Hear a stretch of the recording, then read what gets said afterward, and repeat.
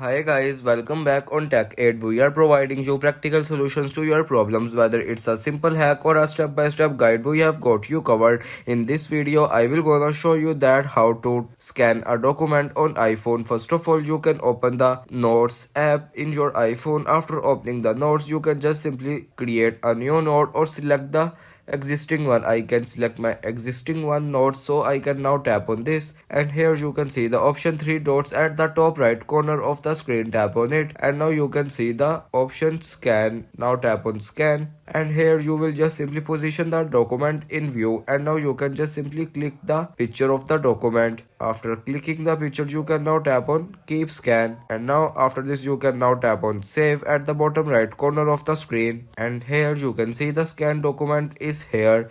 And this is the way you can scan a document on iPhone. If you want to keep your online activity private and access to restricted contents like I do, trying using a VPN. It's secure, easy to use, and makes a browsing safer. The link to buy is in the description below. If this tutorial helped, don't forget to like the video and subscribe for more practical solutions. Got questions or need extra help, drop a comment below and we will be happy to assist. See you in the next one. Thanks for watching.